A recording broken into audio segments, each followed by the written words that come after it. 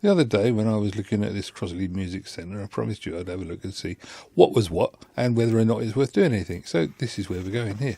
Looking a bit more closely at it, you can see here.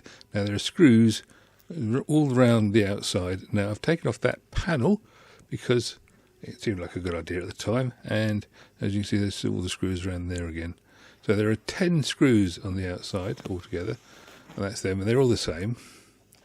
And on the two connecting blocks, you've got 4 nuts and bolts and 2 screws. So the 2 screws go in where the speakers are, and the 4 nuts and bolts go where the line input output is. This is genuinely my first look inside here, and actually I'm quite amazed how much is in there. And what's more, it's actually quite well put together in terms of you've got things like ferrite rings, and you've got a metal flywheel on the cassette deck there. You know, the parts, well, it's nice and clean in there, and the parts look reasonable quality. And you got the CD down the bottom, and then you've got the control boards and things. Power supply there, straight in front. That's possibly where the problem is. And in the back there, you got a nice oval speaker. I think it's 8 ohms and 5 watt. Now looking at this now, you can see there's the metal flywheel on the cassette deck. You got the full range type oval speaker. Now there are lots of wires and there's lots of ferrite rings, so they've actually put some effort into this. You see the head on the back of the head there for the cassette deck, and it's actually a stereo head, and it looks like a card type mechanism. Nice pinch roller there. It's a bit weird really, because the whole thing is... Okay, now we're moving over and we can see there's what looks like a control board. Interesting to note that the radio has what appears to be a conventional tuner rather than a digital tuner.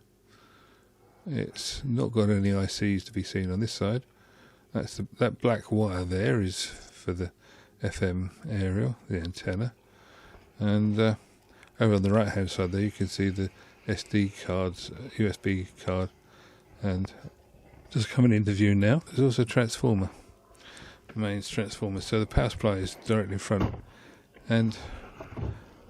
But as you can see, it's not very well put together for the simple reason that the components look reasonable, but they've just been thrown in.